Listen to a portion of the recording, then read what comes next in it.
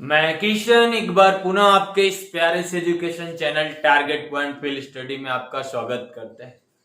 Electrostatics के case में हम लोग गॉस के एप्लीकेशन को पढ़ रहे थे। प्रीवियस लेक्चर में हमने स्पीयर पे बात किया था। स्पीयर पे चार्ज डिस्ट्रीब्यूशन यूनिफॉर्मली डिस्ट्रीब्यूटेड हो तो उसके कारण इलेक्ट्रिक फील्ड क्या होगा यह हमने फाइंड आउट किया था। हमने होलो स्फीयर्स को और सॉलिड के कंडक्टिंग को देखा था। हमने वहां आपसे कहा था कि सॉलिड के नॉन कंडक्टिंग को आज डिस्कस करने की बात कही थी, तो उसी को हम आज डिस्कशन में करेंगे। यानी क्या, electric field due to a solid non conducting या डाई इलेक्ट्रिक बोल सकते हैं इसको, स्फीयर ना, या सेल ऐसे। तो अब एक बात समझो, स्फीयर। अब देखो इस बात को समझो कि सॉलिड है, एक गोला लेते हैं, नॉन कंडक्टिंग है यानी चार्ज कैरिंग नहीं करेगा। यानी चार्ज जो हम इसमें इंजर्ट करेंगे वो चार्ज सरफेस पे नहीं आएगा क्योंकि ट्रेवल नहीं करेगा, कंडक्टिंग है नहीं। तो जो चार्ज हम अंदर इंजर्ट करेंगे वही अंदर या तो यूनिफॉर्मली या नॉन यूनिफॉर्मली डिस्ट्रीब्यूट हो जाएगा ना, या तो यूनिफॉर्मली या तो नॉन यूनिफॉर्मली क्या हो जाएगा, डिस्ट्रीब्यूट हो जाएगा। तो हम दोनों केस पे मैं आपसे बातें करूंगा, यूनिफॉर्मली भी बातें करेंगे, नॉन यूनिफॉर्मली भी बातें करेंगे। तो यहाँ पे नॉन कंडक्टिंग का मतलब बस यह कि हम एक स्पीयर लेंगे और उस स्पीयर के अंदर हम क्या बातें करेंगे कि उसमें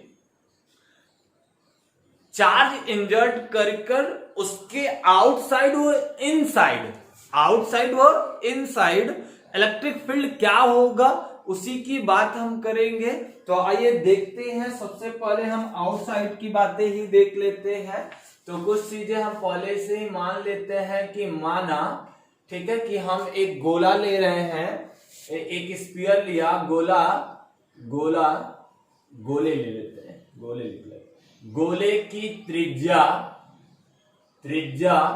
r, गोले की त्रिज्या r है।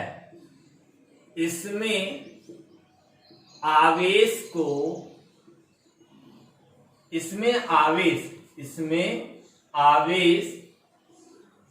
एक समान रूप से वितरित है। अभी मैं एक समान लेके चल रहा हूं। उस गोले के केंद्र से स्मॉल r दूरी पर गोले के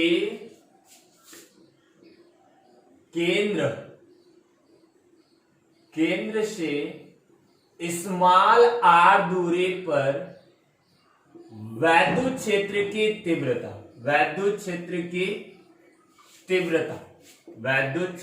की तीव्रता हमें यही ज्ञात करनी है। ठीक है, वैद्युत क्षेत्र की तीव्रता। तो अब एक बात समझो, हम एक स्फीयर ले लेते हैं, एक स्फीयर ले लिया और इस स्फीयर में हमने किसी तरीके से चार्ज इंजर्ट कर लिया। मान लो एक गोला लिया और मैंने सिरिंज की सहायता से चार्ज हमने डाल दिया।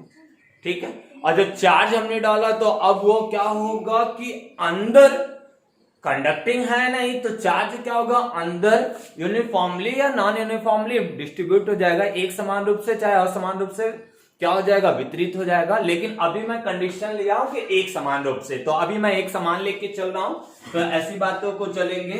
तो इसमें जो चार्ज है वो क्या हो गया, यूनिफॉर्मली बढ़ चुका है, यूनिफॉर्मली बटा हुआ है। यानी इसमें चार्ज सरफेस पे नहीं आएगा, इस पे चार्ज सरफेस पे नहीं आएगा, इस बात को ध्यान में रखना। इस पे चार्ज सरफेस पे नहीं आएगा, नॉन कंडक्टिंग है तो सरफेस पे नहीं आएगा, अंदर ही रहेगा, तो अंदर ही रहेगा, ये बात ध्यान रखना।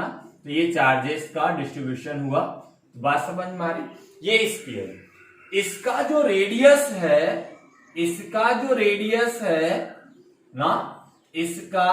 रेडियस है वो हमने कितना मान लिया है, r। इससे r दूरी पर इससे r दूरी पर एक बिंदु, स्मॉल r दूरी पर बिंदु पे हमें वैद्युत क्षेत्र की तीव्रता बतानी है।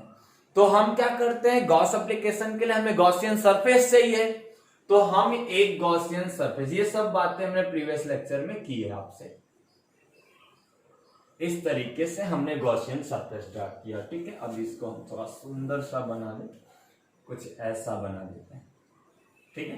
तो एक गॉसियन सरफेस ले लिया, ठीक है। ये गॉसियन सरफेस हमने ड्रा किया। बात ध्यान में रखना, गॉसियन सरफेस ये है, और गॉसियन सरफेस एक समान इलेक्ट्रिक फील्ड के लिए है ना, एक समान इलेक्ट्रिक फील्ड के लिए। तो मुझे यहां पे बताना है, यहां पे बताना है कि इलेक्ट्रिक फील्ड इस सरफेस से, तो ये नॉर्मली इसका डायरेक्शन क्या होगा, आउटवर्ड होगा, बाहर की तरफ। इलेक्ट्रिक फील्ड रेडियली होगा, ये दिया रहेगा ना, ये दे बोल देता है, कॉमन है तो ये दे देता है। तो यहां इलेक्ट्रिक फील्ड रेडियली लेना है, यानी इसी पे लेना है, क्या हो जाएगा, वेक्टरी। तो इस प्रकार इन दोनों के बीच का जो एंगल है, इन दोनों के बीच का जो एंगल है वो कितना है, 0 डिग्री। इस बात को ध्यान में रखना। अब आप कहीं भी आप इसका, इस गॉसियन पृष्ठ का सरफेस ले लें, यदि आपकी इच्छा करती है यहां लेने को तो यहां ले लेते हैं, यहां से भी हम वैसे ही रेडियली लेंगे, इसका डायरेक्शन आउटवर्ड होगा DA, और यहां पे भी ये क्या हो जाएगा, E वेक्टर E। अभी भी एंगल कितना, 0 डिग्री। बातें समझ में आ रही। यहां हम एक ड्रा कर लेते हैं, तो यहां पर भी बातें सब वही करना है, रेडियली आउटवर्ड ही होगा ये, तो ये हो जाएगा DA, और ये हो जाएगा नेगेटिव, ये हो जाएगा E। सेम डायरेक्शन में अभी भी एंगल कितना, 0 डिग्री। एक बात ध्यान में रखो कि अभी मैंने पॉजिटिव चार्ज लिया है अंदर, नॉन कंडक्टिंग है, सरफेस पे नहीं आया, यानी जो चार्ज है वो आयतन में है, जो चार्ज है वो कहां है, आयतन पे, सरफेस पे नहीं है। बात ध्यान रखना, सरफेस पे नहीं है ना। तो यहां से हम यदि मैथमेटिकली बातें करें कि इस गॉसियन पृष्ठ से कितना फ्लक्स पास हो रहा है, तो हम phi total equal to close integral of vector E dot vector DA हो जाएगा। और ये क्लोज इंटीग्रल आपका वेक्टर E, और सॉरी इसको खोल लीजिए, तो ये क्या हो जाएगा, DA cos थीटा। एंगल कितना हो रहा है, 0 डिग्री का है, तो क्लोज इंटीग्रल आप क्या हो जाएगा, वेक्टर सॉरी E, और ये क्या हो जाएगा, DA cos 0 की वैल्यू कितनी हो जाएगी, 1। अब एक बात बताओ, E तो गॉसियन सरफेस पे समान होगा, E गॉसियन सरफेस पे क्या होगा, समान होगा, तो E बाहर ले लेंगे, तो ये आपका क्या हो जाएगा, E बाहर ले लिया तो इंटीग्रेशन आप क्या हो जाएगा, DA। तो आप ऐसे ही लेंगे, ये DA DA DA DA DA ऐसे DA DA लेंगे, तो ये गॉसियन सरफेस का ना सरफेस हो गया ना, ये गॉसियन पृष्ठ का यानी सतह का सरफेस हो जाएगा। तो अब इसका सरफेस हमें बताना है, तो इसका रेडियस कितना हो जाएगा, R। बात ध्यान रखना, तो ये कितना हो जाएगा, 4 पाई R स्क्वायर हो जाएगा। तो यहां पे आप रख लेंगे, तो यहां लिख देते हैं, तो phi total equivalent of E 4 pi R square हो जाएगा। इक्वेशन नंबर क्या हो जाएगा, फर्स्ट।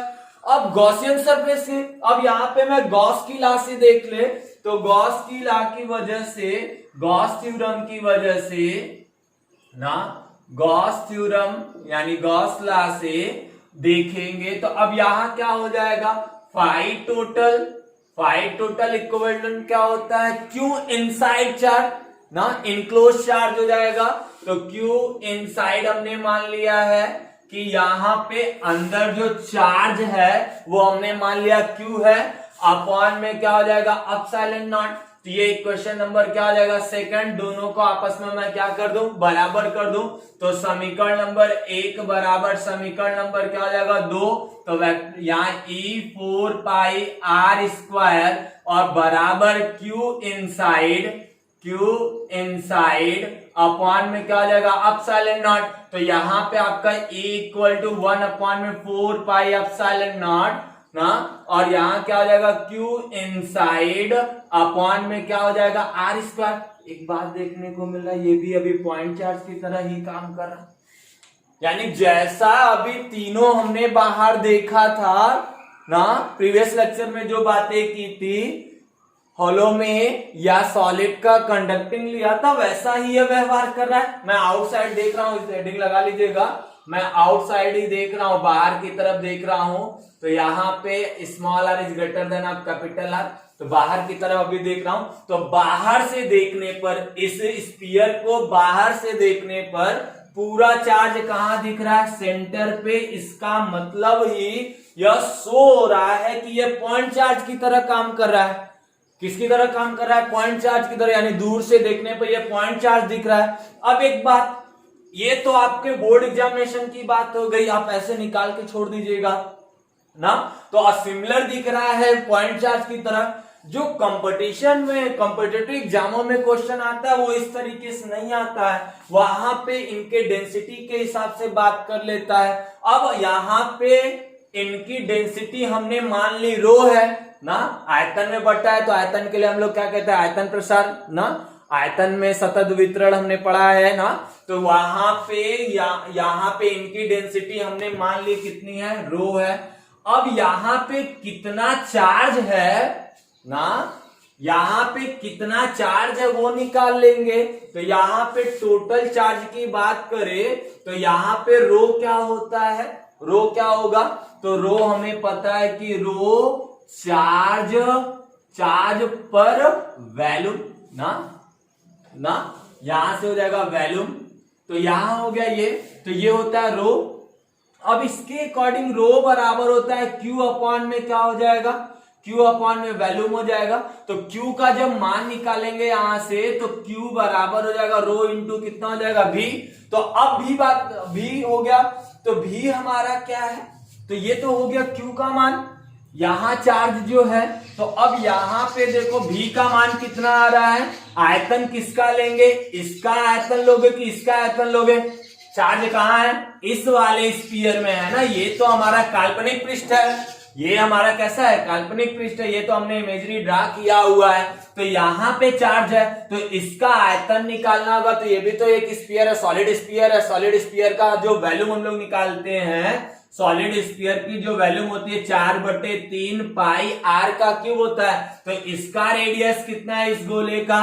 आर क्यूब है ना। ये इसका रेडियस कितना है? आर, तो आर का क्यूब हो जाएगा। तो वैल्यू रख लेंगे, तो यहाँ पे रो बराबर, यहाँ आपका क्या हो जाएगा? क्यू बराबर रो इंटू 4/3 पाई आर का क्यूब। यही वैल्यू लाके यहाँ रख दीजिए, यही वैल्यू लाके यहाँ रख दीजिए, आपको पता चल जाएगा इलेक्ट्रिक फील्ड कैसा है। तो यहाँ पे हम इसको कर देते हैं, यही बीच में कर देते हैं, तो इस बात को ध्यान में रखिएगा। तो यहाँ पे रख देंगे तो ये हो जाएगा E = 1/4 pi epsilon not. Q की वैल्यू रख लीजिए, जब क्यू की वैल्यू रखेंगे तो आपका कितना आ जाएगा? 4/3 पाई आर का क्यूब इंटू रो अपॉन में कितना हो जाएगा? आर का स्क्वायर। तो 4 पाई से 4 पाई क्या हो गया? कैंसिल हो गया। तो आपका जो ई बचेगा वो क्या हो जाएगा? आर का क्यूब इंटू रो अपॉन में क्या हो जाएगा? 3 एप्सिलॉन नॉट इंटू आर का स्क्वायर। बात समझ में आ रही? इसे आपको याद नहीं करना, प्रोसीजर को बस समझना है, ठीक है। तो अब ये तो हो गया कि सिंपल बोर्ड एग्जामिनेशन का। अब कभी कभी इन तरीके के सवालों में हमें डेंसिटी दे देता है कि एक गोला है और उसके गोले का जो डेंसिटी है वो ये है, रो का मान दे देता है, तो रो के अकॉर्डिंग दे देगा, तो अब डायरेक्ट यहां आप रख सकते हैं। तो निकालने का तरीका यही है। तो हमने आउटसाइड निकाला है, आप इसको पहले कॉपी कर ले, फिर मैं इनसाइड पे बातें करूंगा। यहां पर भी एक बात आपको देखने को मिला कि अभी भी जब मैं इसको बाहर की तरफ से देख रहा हूं, इसको बाहर की तरफ से देख रहा हूं, तो ये कैसा दिख रहा है? पॉइंट चार्ज की तरह दिख रहा है। और यानी अभी भी जो इलेक्ट्रिक फील्ड है वो डायरेक्टली प्रोपोर्शनल टू क्या है? आर स्क्वायर है। डायरेक्टली प्रोपोर्शनल टू क्या है? R square. देखिए यहाँ पे, यहाँ देख लीजिए, यानी आर का मान जितना बढ़ेगा, आर का मान जितना बढ़ेगा तो उतना ही इलेक्ट्रिक फील्ड का मान क्या हो जाएगा? कम होता चला जाएगा। ठीक है, उतारिए। तो ये हमने आउटसाइड की बातें की। अब इनसाइड में कैसे निकालते हैं आइए देख लेते हैं। प्रोसीजर यही होगा, माना मानी यही रहेगा, ठीक है, कि रेडियस आर है, जो गोली हमारे पास जो स्फीयर हम ले लेंगे वो स्फीयर का रेडियस कितना हो जाएगा? आर हो जाएगा। अभी भी चार्ज हम सिमिलर यूनिफॉर्मली डिस्ट्रीब्यूटेड करेंगे, एक समान रूप से डिस्ट्रीब्यूट करके बातें करेंगे, और ठीक है, और केंद्र से r दूरी पे जाके हम चेक करेंगे, लेकिन अब अंदर की तरफ देखेंगे। ठीक है, ये अभी बाहर की तरफ हमने देखा, ये हमारा स्फीयर था, इस स्फीयर से बाहर जाके देखा, तो उस बाहर पे हमने ड्रा किया क्या, एक गॉसियन सरफेस ड्रा किया था, और उसके अकॉर्डिंग एप्लीकेशन में ही हम लोग पढ़े, देखो गॉस को यूज करके निकाल रहे हैं। तो आप अभी मैं बार बार इसीलिए पुष्टि कर रहा हूँ, बोर्ड के बच्चे वाले हो, यदि 12 के बच्चे देख रहे हो तब तो यहां तक रखो दिमाग में। ठीक है, उसके बाद भी चीजें रखो ना, धीरे धीरे रखो, लेकिन रखो, यूज होने वाला है ना, केवल 12 ही नहीं पढ़ना, आगे भी यूज करना है, तो वो सारी चीजें आप रखो, अच्छी लगे तो रखो, नहीं तो जाने दो। चलो आगे देखो, यदि मैं इन सब सारी चीजों पे बातें करूं कि अब मुझे इनसाइड जाना है, अंदर की तरफ जाना है, कि अंदर कितना होगा, तो वो देखे, ये सबसे इंपॉर्टेंट और यही मजेदार चीज है। ये तो अभी प्रीवियस की तरह ही हमें दिखा कि बाहर से जाके देखने पे पॉइंट चार्ज की तरह दिख रहा, तो ये सबसे मजेदार टॉपिक, बहुत इंटरेस्टिंग, मजा आने वाला। आइए देखते हैं। ठीक है, तो इनको देखते हैं कैसे निकालते हैं, कैसे आ रहा, निकालने का प्रोसीजर तो वही रहेगा, कुछ बटने वाला नहीं विशेष। तो चलिए यहाँ पे हम एक गॉसियन सरफेस ले लेते हैं, कुछ बड़ा, सॉरी गॉसियन नहीं, एक स्फीयर ले लेते हैं कुछ बड़ा, क्योंकि अब अंदर की तरफ आना है। चार्ज इसमें सिमिलरिटी बटे हुए हैं, चार्ज इसमें बटा हुआ सिमिलर, चार्ज इसमें सिमिलरिटी बटे हुए हैं ना, प्लस प्लस, हमने प्लस लिया, आपको माइनस लेना है माइनस ले लीजिए, जो भी लेना आप ले लीजिए। ठीक है, माइनस के लिए बस वैल्यू सब वही रहेगी, चिन्ह बदल जाएगा, अंदर की तरफ इलेक्ट्रिक फील्ड हो जाएगा। ठीक है, चलो चलो, इसके अकॉर्डिंग जो इसकी रेडियस है वो कितना है, कैपिटल, ऐसा जैसा हमने माना है, यानी जो स्फीयर लिया है उस स्फीयर का जो रेडियस है वो क्या है, कैपिटल है। मैं इनसे स्मॉल आर दूरी पे चल के, अंदर है, अंदर की तरफ ध्यान रखो, इनसाइड में पढ़ रहा हूं, इनसाइड पढ़ रहा हूं, यानी यहां R is less than of capital है। जाके हमें चेक करना है इलेक्ट्रिक फील्ड कितना है, तो लिए यहाँ पे गॉसियन सरफेस हमने एक बना लिया, इस बिंदु पे चेक करना है तो एक गॉसियन सरफेस बना लिया, गॉसियन सरफेस बनाया ना, गॉसियन सरफेस बनाया। अब गॉसियन सरफेस के अकॉर्डिंग यहां पे हम देखें तो इसका क्या हो जाएगा, डी ए बाहर की तरफ, इलेक्ट्रिक फील्ड भी बाहर की तरफ। यदि वही मैं यहां भी ले लूं तो वही कहां हो जाएगा, बाहर की तरफ, तो ये हो जाएगा डी ए। ई भी कहां होगा, अभी भी एंगल कितना है, 0 डिग्री। तो बातें समझ में आ रही, तो ये आपका क्या है, आर दूरी पर मैं चेक किया हूं, थोड़ा बड़ा बना के साफ साफ लिखिएगा, आर दूरी पर। चलो अच्छा निकालते हैं, मैथमेटिकली हम निकालते हैं पर। तो यहां से हम फाई टोटल की वैल्यू मैं आपसे पूछूं ना, तो फाई टोटल इक्वल टू क्या होगा, close integral vector E dot vector D A, फिर क्या हो जाएगा, close integral E D A cos theta हो जाएगा। एंगल अभी भी कितना है, 0 डिग्री है, तो यहां क्लोज इंटीग्रल आप क्या, वेक्टर ई और sorry E into D A cos theta cos 0 value 1 गुणा करेंगे तो यही आएगा। गॉसियन सरफेस है, तो गॉसियन सरफेस में, बात को ध्यान से समझो, गॉसियन सरफेस पे ना इलेक्ट्रिक फील्ड क्या होता है, समान होता है, तो ई बाहर ले लेंगे। जब ई हमने बाहर ले लिया तो close integral of D A, तो ये सरफेस किसका ले रहा हो, गॉसियन का ले रहा हो, तो गॉसियन का रेडियस कितना है, आर। गॉसियन का रेडियस कितना है, यही ना, यहां से यहां वाली वैल्यू, यही गॉसियन का रेडियस है, गॉसियन सरफेस का, ये कितना है, आर है। तो यहां पे इसका निकालेंगे सरफेस, तो बार बार एक ही बात को, तो क्या हो जाएगा, 4 पाई आर स्क्वायर, तो क्या हो जाएगा, ई 4 पाई आर स्क्वायर। ये हो गया फाई टोटल की वैल्यू, ये हो गया किसकी वैल्यू, फाई टोटल की वैल्यू। गॉस को यूज कर लेते हैं, तो गॉस एप्लीकेशन से, गॉस के नियम से क्या हो जाएगा, फाई टोटल क्या हो जाएगा, क्यू इनसाइड इनक्लोज चार्ज ना फ्रॉम गॉसियन सरफेस अपॉन में क्या हो जाएगा, अपसाइलन नॉट। अब देखो गॉसियन सरफेस के अंदर का चार्ज तो गॉसियन सरफेस के अब को मैं क्यों नहीं कह सकता, मैं आपको सवाल में तो ये दिया रहेगा कि ये गोला क्यू आवेश से आवेशित है, यह गोला क्यू आवेश से आवेशित है ना, ध्यान से समझो। ये गोलीय या ठोस गोला जो नॉन कंडक्टिंग है, अभी भी क्या है, नॉन कंडक्टिंग का सेंस समझ में आया ना कि चार्ज सरफेस पे नहीं जा रहा, अंदर वॉल्यूम में ही रह पा रहा है ना। नॉन कंडक्टिंग कंडक्टिंग में यही अंतर है, ठीक है। तो यहां पे बात यह कि सवाल में तो आपको यह देता है कि मैंने एक ठोस नॉन अचालक गोला लिया है जिसमें कुल आवेश क्यू है, आपसे ये बात का। लेकिन गॉस में हम यूज क्या करते हैं कि इनक्लोज्ड चार्ज ना इन गॉसियन सरफेस, यानी गॉसियन सरफेस के अंदर कितना चार्ज है, इस गोली कोष के अंदर, इस गोली के अंदर चार्ज कितना है, क्यू है। लेकिन यहां क्यू इनसाइड लिखना है तो हमें यहां वाला चार्ज लिखना ना, इसके अंदर चार्ज कितना है, इसके अंदर कितना चार्ज है, ये इक्वली डिस्ट्रीब्यूटेड है, इसलिए इनकी डेंसिटी हम मान के चल रहे हैं कितना है, रो। अब एक बात कि यहां चार्ज कितना है हमें यह पता करना है, यहां चार्ज कितना है हमें यह पता करना है। तो अभी आप क्या कर लें कि यहां जो चार्ज है अभी हमने मान लिया क्यू डैश है, मान लिया कि अभी चार्ज यहां कितना है, मान नहीं सकते, चलो अच्छा मान नहीं रहे क्योंकि ये तो दिया नहीं, ये तो आप इमेजरी ड्रा करते हो तो भी पता नहीं। तो अब मैं रियल वैल्यू निकाल लेता हूं कि ये कितना, आखिर कितना चार्ज इसके अंदर है, इनक्लोज चार्ज कितना है ना। तो इस गॉसियन सरफेस के अंदर चार्ज कितना है वही तो यहां लिखेंगे। बात समझ में आ रही मैं क्या कह रहा हूं, यानी आपका गॉस का नियम किस चार्ज के लिए लगेगा, इनक्लोज चार्ज के लिए लगेगा। ये तो पूरा गोली कोष के अंदर है, मैं इमेजरी अंदर गॉसियन सरफेस ड्रा किया हूं तो गॉसियन सरफेस का नाम के अंदर का चार्ज लेना है। तो यहां चार्ज हम देखें तो एक फार्मूला हम लोग पढ़े हैं, तो एक फार्मूला पढ़े हैं हम लोग क्या, क्यू ऐसा पढ़ा है क्या, rho equal to Q upon में क्या हो जाएगा, वॉल्यूम।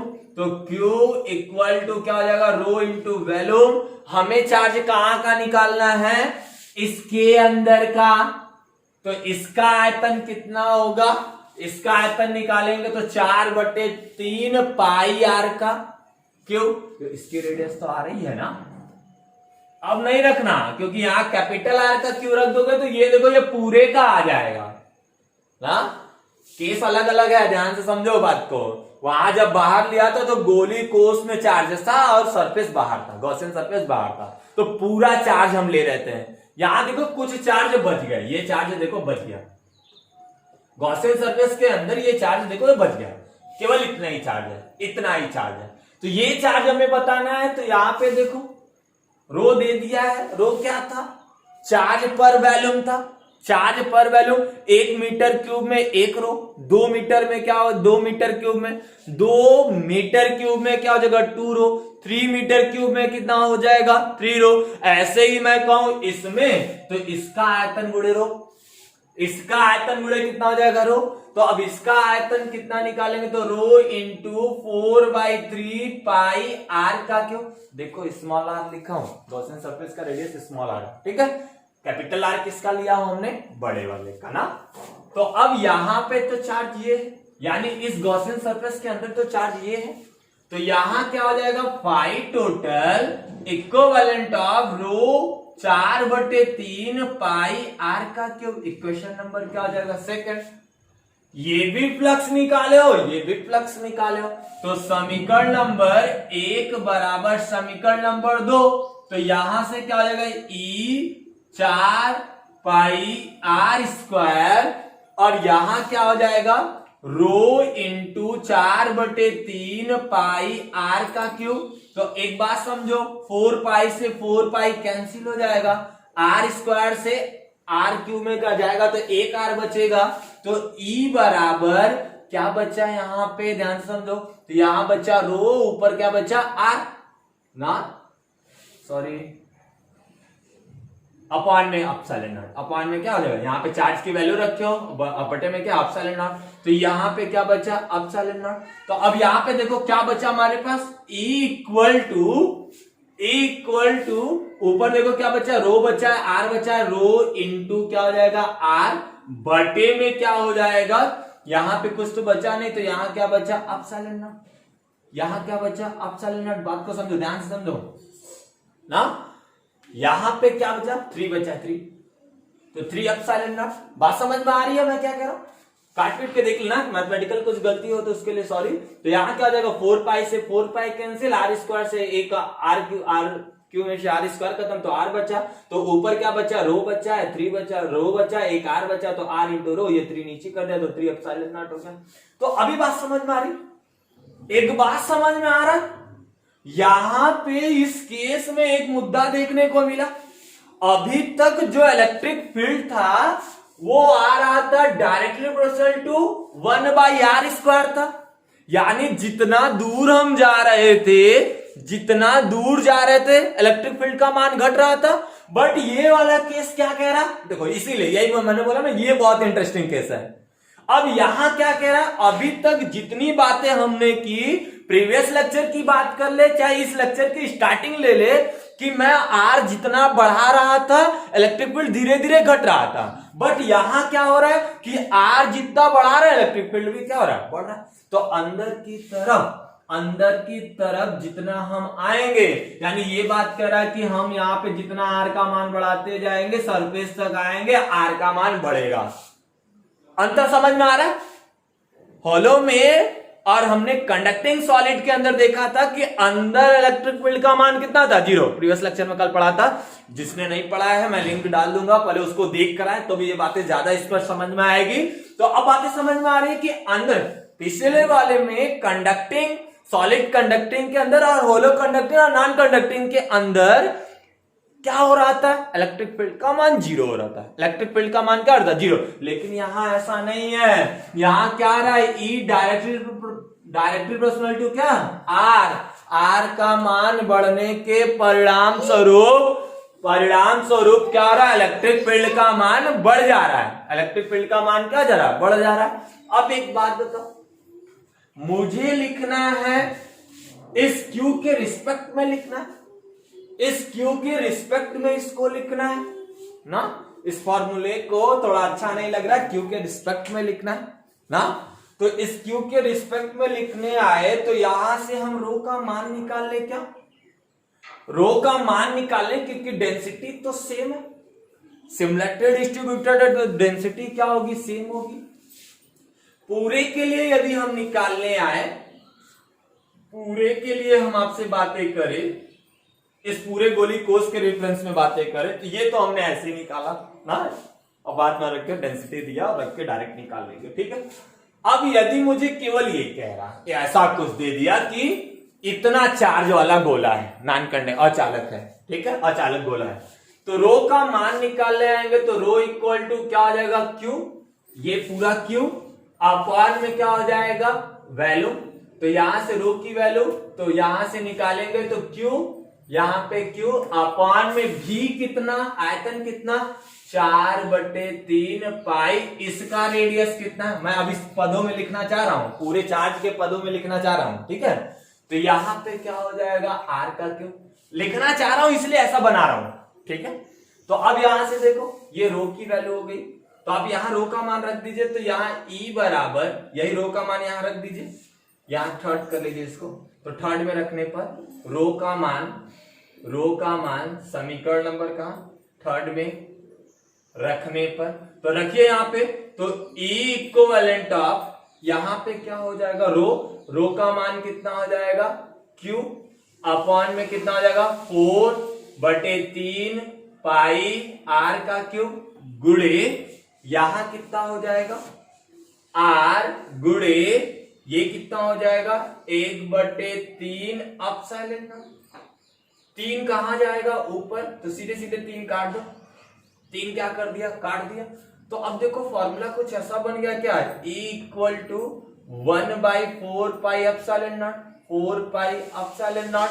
और यहाँ Q अपॉन में क्या बचा आर क्यू और इनटू क्या बचा आर। थोड़ा सा अजीब तरीके का फॉर्मूला लेकिन है यही निकलता है।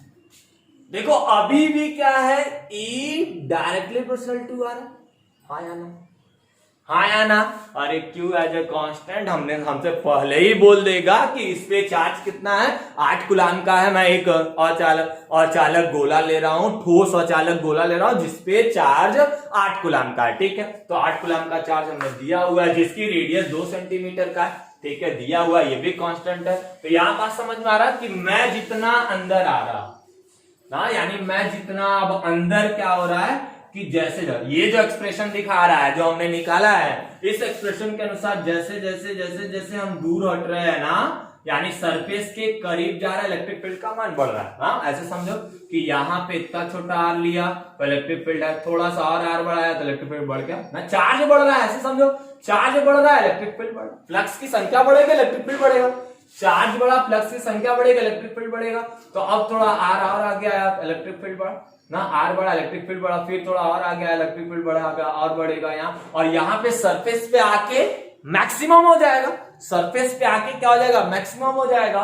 और बाहर क्या निकाला था, बाहर क्या निकाला था, बाहर हमने देखा था कि जैसे जैसे आर का मान बढ़ेगा, जैसे जैसे आर का मान बढ़ेगा वैसे वैसे इलेक्ट्रिक फील्ड क्या होने लगेगी, ड्रॉप होने लगेगी, इलेक्ट्रिक फील्ड नीचे गिरने लगेगी। समझ में आ रही बात है, क्लियर हो रही है? ठीक है, तो आइए इसका ग्राफ बना के देखते हैं। पहले इसको नोट कर लीजिए, तो ग्राफ की सहायता से समझते हैं।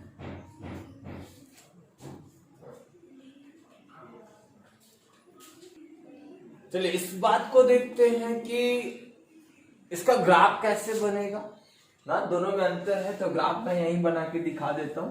तो ग्राफ का नोट्स आप बनाएंगे, प्रॉपर नोट्स की बात मैं कर रहा हूं, आप एक एक चीज को नोट करके नोट्स बनाइए।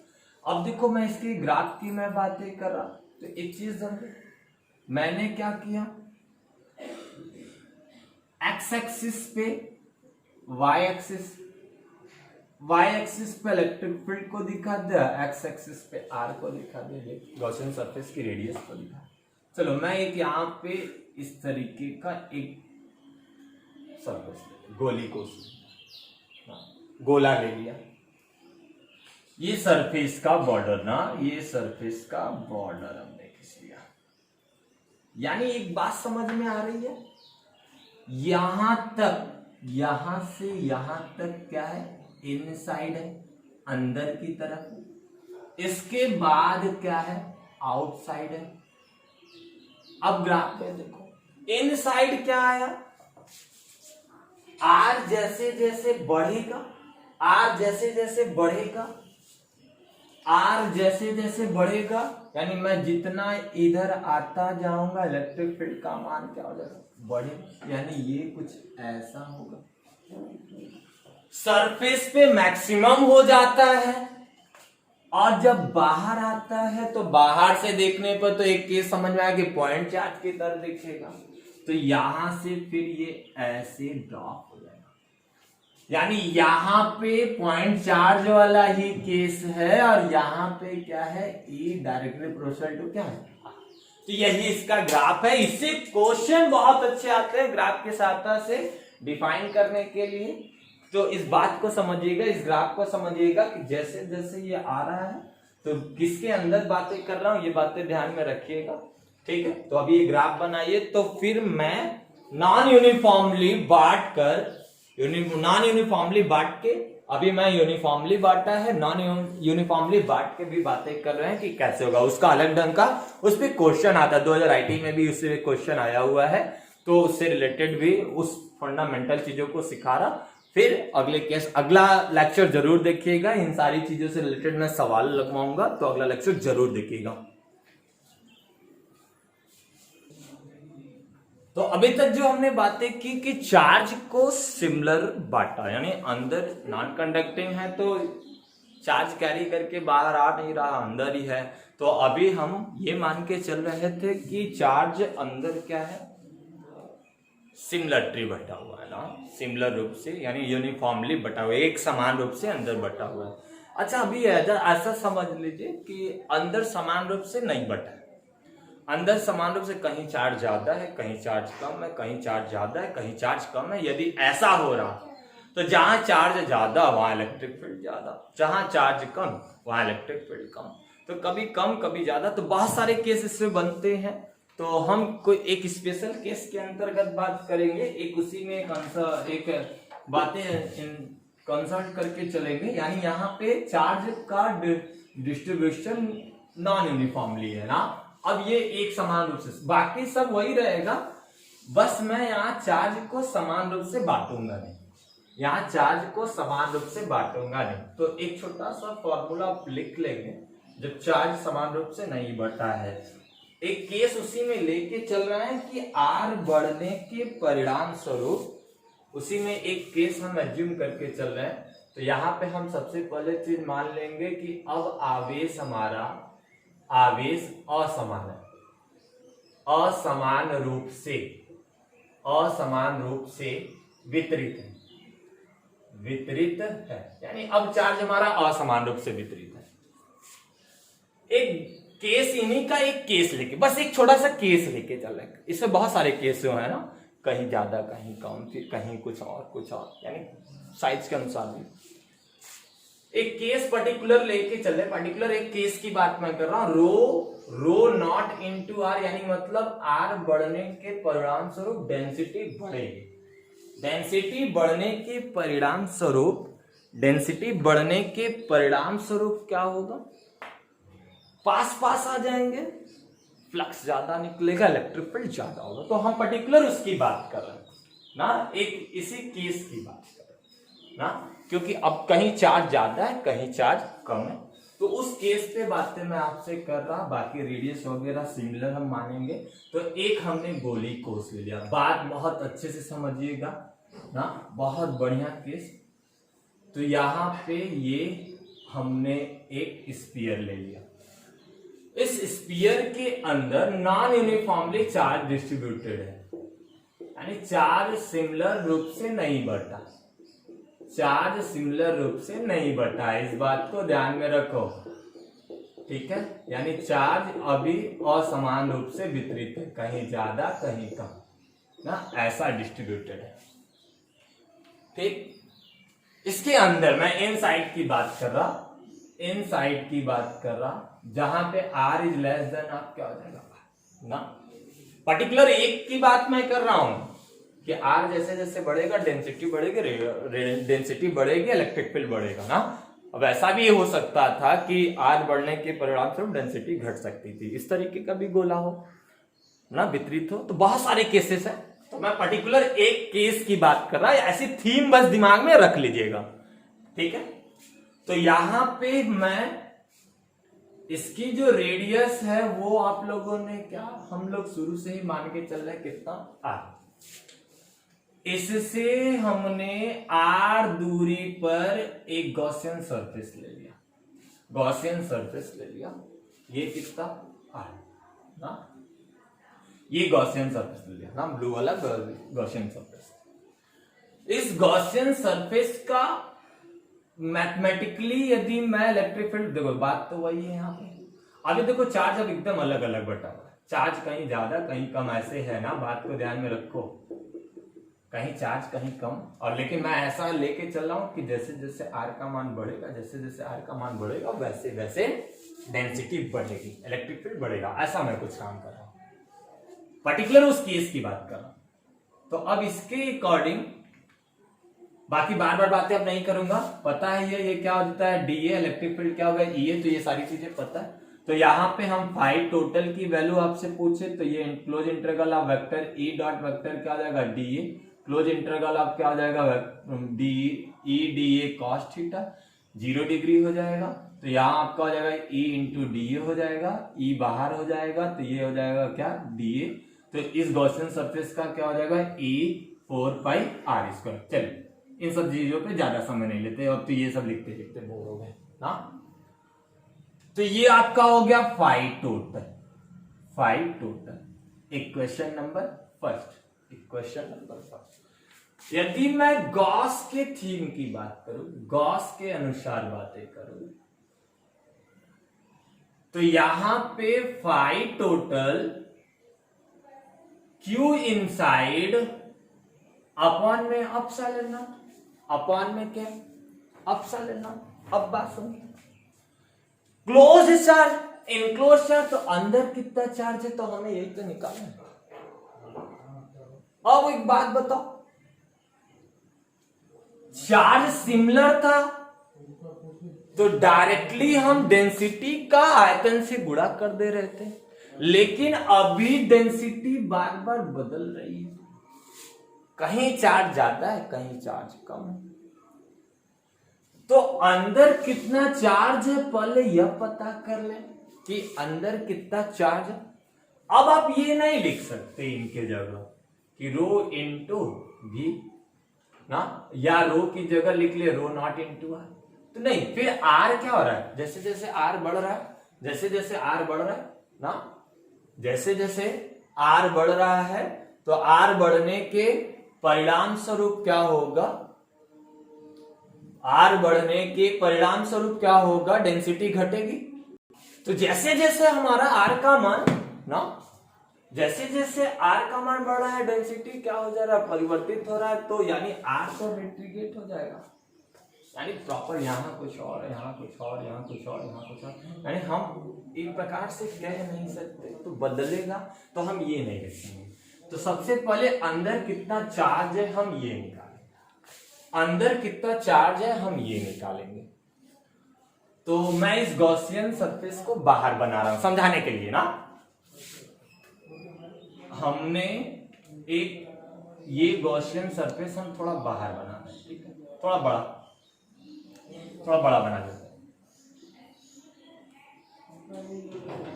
ठीक है। ये गॉसियन सरफेस समझाने के लिए लिया हूं, बात ध्यान में रखो।